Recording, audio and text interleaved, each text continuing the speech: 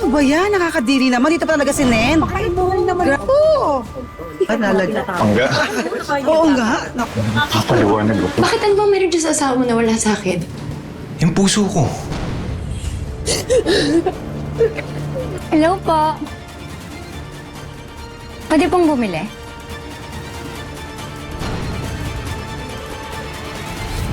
Sa kanilang bayan, larawan ng huwarang pamilya ang mga Arevalo. OFW sa Taiwan ang padre de pamilya na si Victor. Housewife na may matagumpay na negosyo ang ilaw ng tahanan na si Erica. Masipag at matalino ang dalagitang anak na si Janelle. Kahit hindi buo dahil pansamantalang magkakalayo, hinahangaan at kinaiinggitan sila ng marami. Pero ang hindi alam ng lahat, sa masaya at tahimik na tahanan, may namumuo palang bagyo. May lumalaking lamat na nakatakda ng makrak. Naku, ano kaya ito? Anong mga pangyayari kaya sa isang iglap ay mawawasak sa matatag nitong pundasyon? Tungkol dyan ang ating bagong two-part special dito lang sa Tadhana.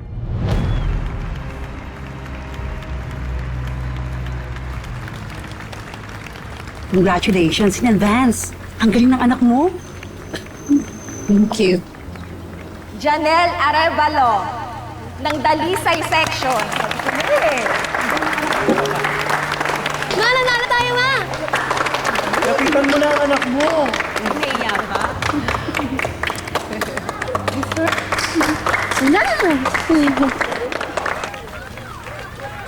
Sabi nila, mahirap daw magpalaki ng bata, lalo't na't galing ito sa OFW na pamilya. Lalaki daw ang bata na iisa lang ang magulang. Pero kahit OFW sa Taiwan ang mister ko, parati ko pa rin sinasabi kay Janelle na pareho kami na kanyang papa na nagpapalaki sa kanya. Tawagin natin ang papa mo pagdating natin ng bahay. Ma, ako magsasabi ng good news, ha? Okay. Ang galing na!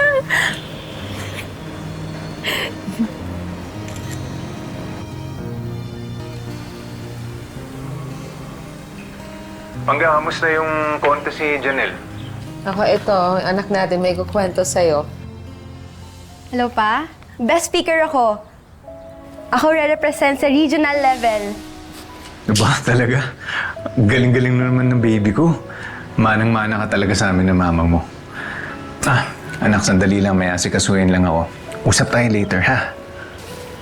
Sige po, pa.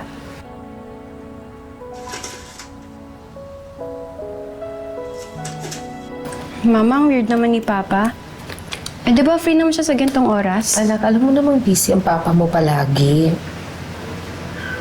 Ma, di kaya...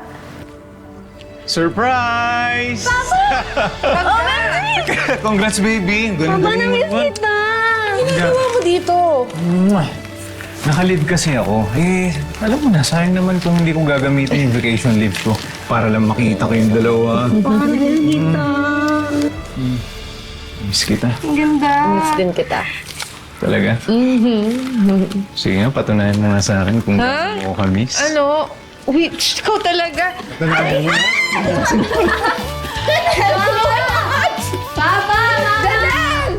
Ang tamis, di ba?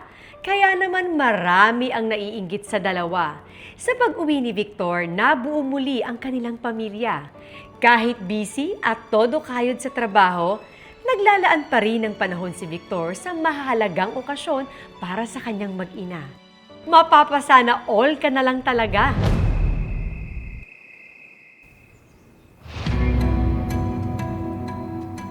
Para mas exciting for the memories.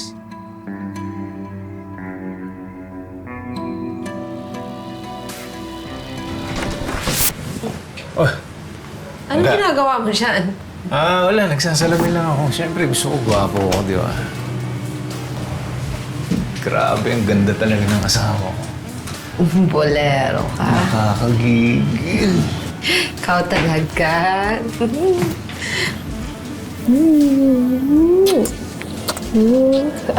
Ikaw talaga.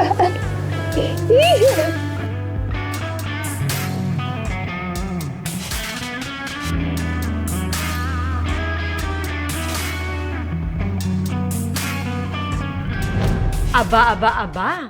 May pagka-wild at daring din pala itong si Mister. Mapapalaban tuloy ng husto si Mrs. na walang kamalay-malay na bibida na pala sa sarili niyang video. O anak, tikman mo tong luto ko. Sige Itong ba? tapa. Ayan. Sige po. Ma, good morning! Makain! Ang sarap ng luto ni Papa. Naku, ikaw na talaga nagluto. Sadya ka na nag-oversleep ako. Okay na yun. Naupo ka na. Kaya na muna ako magpapausan lang sa'yo, ha? Di bang gusto mo pang gusto mo ba ng coffee? Tea? Hindi. Joke lang. Ito na. Okay po. Salamat. Hindi ko makakalimutan.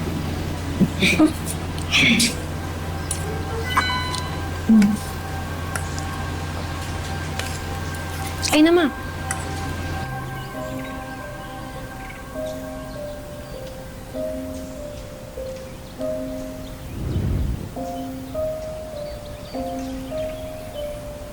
Tanda mo emergency ba? Wala. Ano yung boss ko kasi, nagulat ako nangungulit siya doon sa trabaho. Yun lang naman, yun. Wala namang problema. Sige. Tara, kain na tayo. Kain ma. Aaminin ko sa mga oras na yun, nagsimula akong magduda sa asawa ko.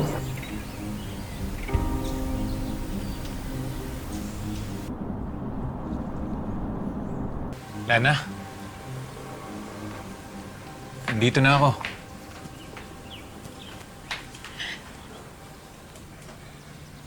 Lana? Lana, nandito na ako. Halika dito, dali. Hi, Daddy. Sabi ko na hindi mo ako matipis. Lana, ano ba yan? Ba't ganyan suot mo? Bakit? Di ba sinabi ko na sa'yo na huwag mo na akong guguluhin? Tapos sumunod ka pa dito sa Pilipinas. Eh, gusto lang na... Mabuti pa, hindi. Bumalik ka na lang sa Taiwan. Surprise lang naman kita eh. Kung hindi ko pa tatanungin sa mga katrabaho natin, hindi ko pa malalaman na umuwi ka pala dito. Victor, ayoko masira yung relasyon natin. Relasyon pinagsasabi mo? Lana, wala tayong relasyon. May nangyari sa ating dalawa pero isang beses lang yun. Dahil lasing ako siguro. Malungkot ako, nangungulila ako pero... Lana naman, di ba pa kakaro sa'yo yun? Hindi. Di ba sa'yo na rin nanggaling na mahal mo ako, na gusto mo ako, na matagal mo na akong gustong ligawan? Sinabi mo yun sa akin, Victor. Sinabi ko lang sa'yo yun dahil lasing ako. Hindi mo ba naiintindihan yun? Lasing lang ako kaya may nangyari sa atin. Ikaw yung hindi makaintindi. Binigay ko yung sarili ko sa'yo. Ang dami-dami nanliligaw sa akin. Sa'yo lang ako umuwi, Victor. Lana, may asawa ako. Pero ikaw ba nakauna sa asawa mo? Kasi sa'yo lang ako bumigay, Victor. Sa'yo lang. Wala nang iba. Gawin ko sa akin. Ba't mo pa kasi ako nilapitan? Ba't mo pa ako inalikan? Tapos ganito.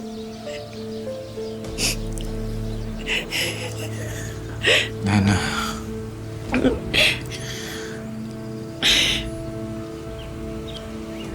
Sige.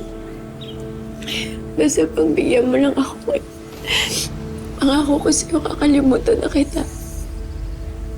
Basta samahan mo lang ako. Huwag mo lang ako iwan ngayon.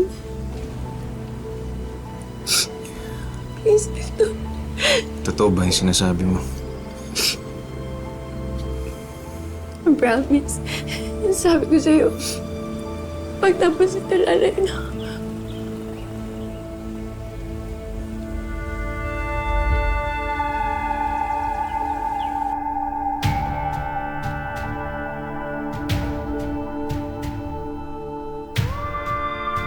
Baka pwedeng dito ka na lang muna matulog. Samahan mo muna ako. Huwag muna tayo lumabas ng kwarto.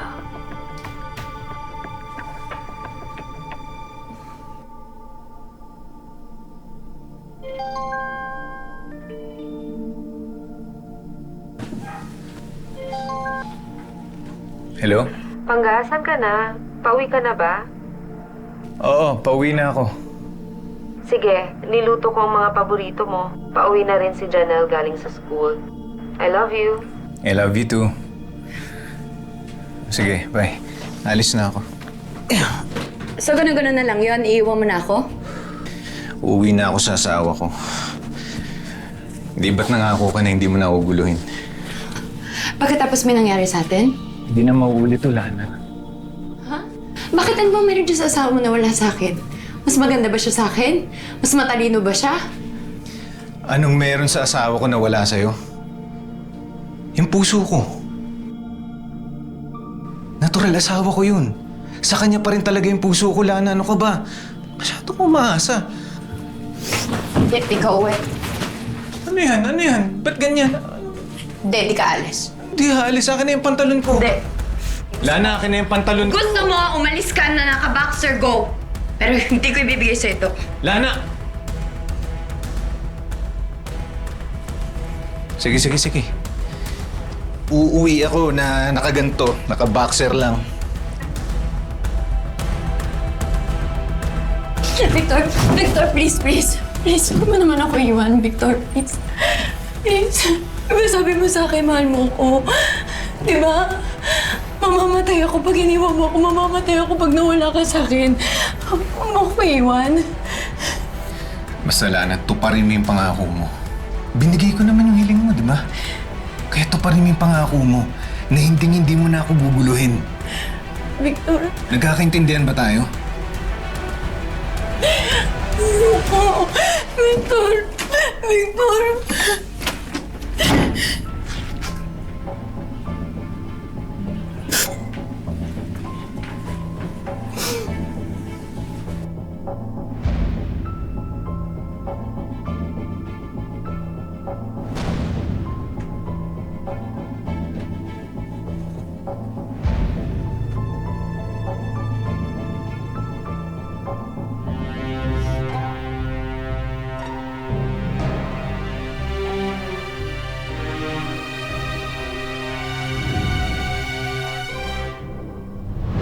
Ayan na nga!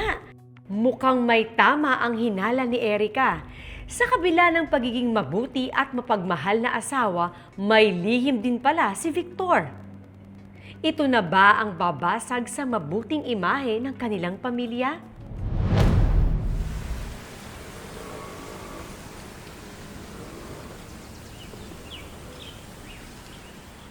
Hi, Pa. Ay, Pangga! Uy! Paborito ko! Chicken inasal, tsaka kadsi. At Wow! laswa. Ano? Ha? Hindi mo ba ito naalala? Ito yung pinapakain ko sa'yo dati noon. Laswa. Oo nga pala, oo. Tama-tama. Malakas yung ulan sa labas. Sarap humigop na mainit na sabaw. Okay, tara, let's eat na po. I'm so hungry na. Tara, kain tayo. Mama, Papa, gusto ko yung ganito.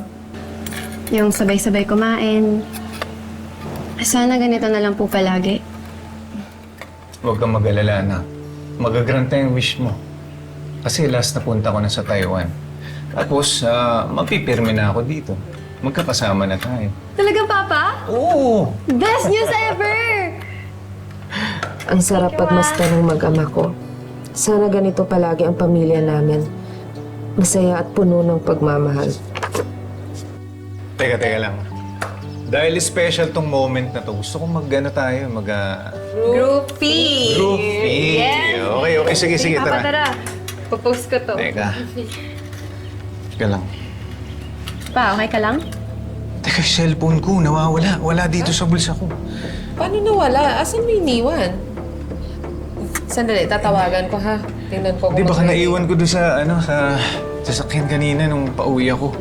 Oh, ito, Sige, nagre-ring. nagre-ring. Ayan, may sumasagot. Hello? Akin na ako nasasagot. Ako na. Hello? Hello? Hello? Binabaan ako ng telepono.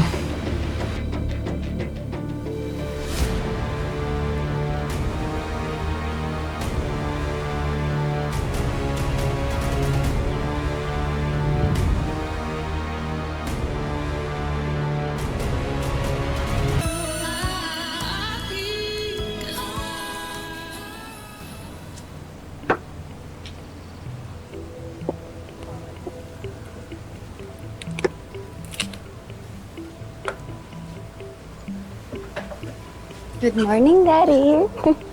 Nagbubukas ka na ba? Gusto mo tulungan na kita? Bakit? Andiyan yung karibal ko? Di ba sinabi ko naman sa'yo, huwag mo na akong guguluhin? Ano ba, bitawan mo nga ako? Pag hindi ka tumigil sa kakaganyan mo sa akin, sisigaw ako. Erika! Sinabi ko sa'yo, huwag mo na akong guluhin, di ba? Layuan mo na ako. Ayoko masira yung pamilya ko. 2 beses na kita pinagbigyan, ngayon mo talaga ako itataboy. Eh, sinabi mo kasi, di ba? At pumatol ka naman. Paano ko maniniwala sa'yo na ayaw mo sa akin? Kung every time na hinahalikan kita, pumapayag ka. Pwede ba tigilan mo na ako? Umalis ka na. Dahil kapag hindi ka umalis, masasaktan pa kita eh. Sasaktan mo ako? Sige, saktan mo ako. Gagantihan kita. O di gumanti ka. Hindi ko pa rin iiwan ng pamilya ko. Para lang sa'yo. Tandaan mo yan. Bibigyan kita ng 2 araw. Babawiin mo yung sinabi mo sa akin at babalik ka sa akin. Kasi pag hindi mo ginawa yun, Ano? pagsisisihan mo. 2 araw? 2 araw. Gusto mo gawin pong 1 araw eh. Dahil alam ko na sagot ko, hindi mangyayari yun. Lumayas ka na. Umalis ka na dito. Layas! Hayop ka. Umalis ka na! Hayop ka. Pagsisisihan mo ang ginawa mo sa akin.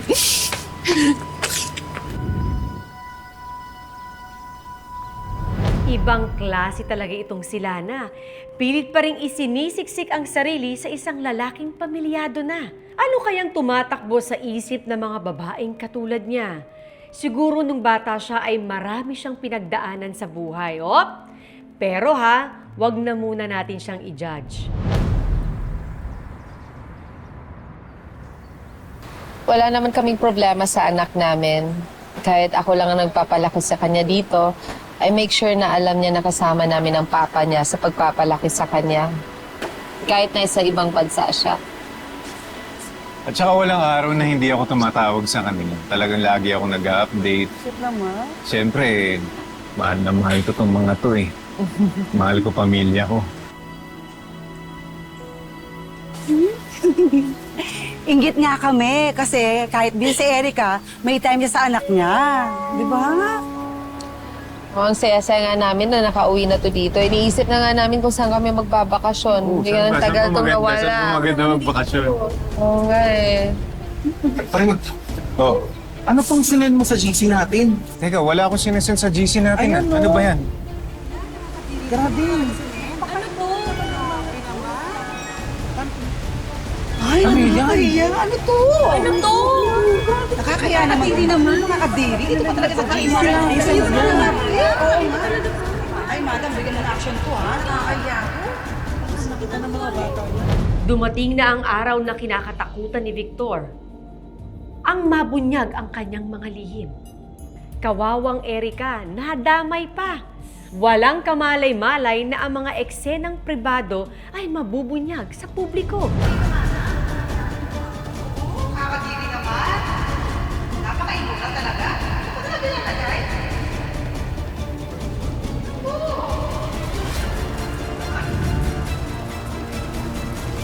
Napaka-immoral talaga? Dito pa talaga nalagay?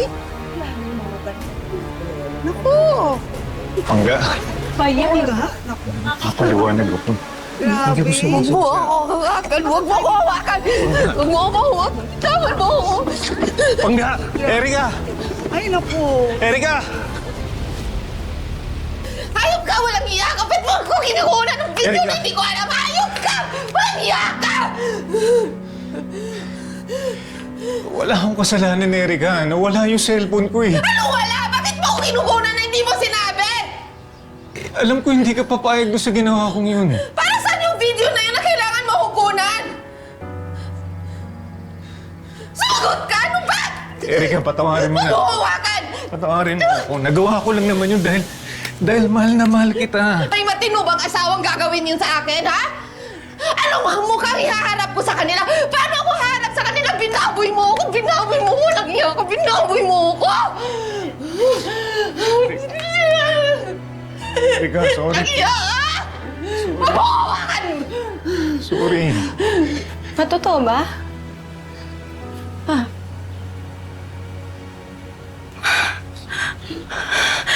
Ang bababoy niyo! Nakakaya kayo! Hindi na niyo yung buhay ko! Janelle! Isipin mo mabuti kung saan mo nawala ang cellphone mo. At hanapin mo kung sino gumawa nito at iharap mo siya sa akin. Dahil kung hindi, maghihiwalay tayo. Erika, please. Erika, anak. Biktima lang din naman ako dito eh. Anak, huwag kayo umalis. Patawaran niyo na ako, Erika. Patawarin mo na ako. Janelle, pwedeng kunin mo yung ibang gamit sa loob ng bahay. Janelle. Please, patawarin mo ako. Erika. Erika, naging responsableng ama naman ako at tatay sa anak natin, di ba? Biktima lang din naman ako eh, Erika. Please. Huwag niyo ako iwan. Victor, masakit din to para sa akin. Alam ko, naiintindihan ko yung nararamdaman mo. Magsimula ulit tayo. Magbagong buhay tayong tatlo, Erika. Please. Huwag lang tayong maghiwalay. Ayoko masira ang pamilya ko. Ayoko lumayo kayo, Erika. Please, nagmamakawa ko sa'yo. Hindi ko kakayanin na wala kayo. Mamamatay ako. Patawarin mo sa nagawa ko kasalanan, Erika. Erika, please. Please, huwag kayong umalis. Please.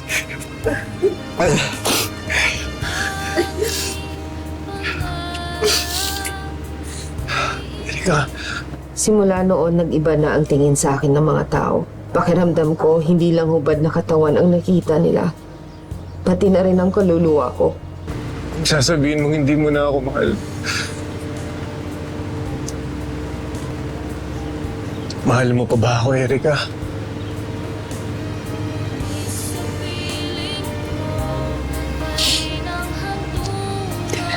Mahal na mahal kita.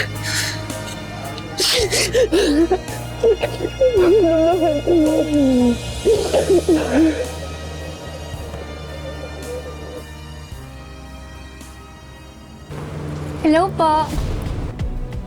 Pwede pong bumili?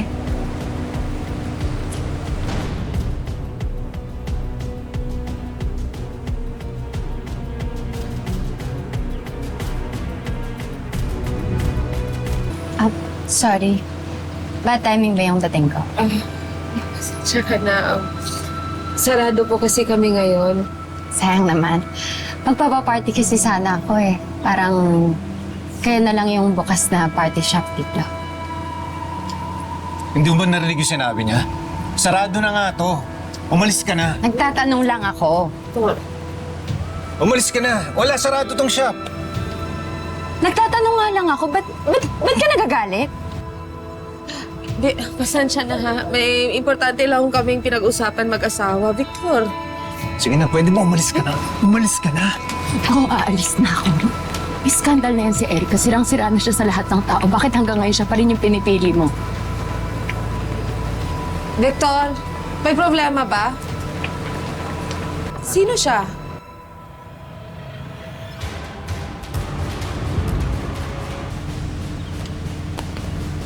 Miss, kilala mo ba to asawa ko?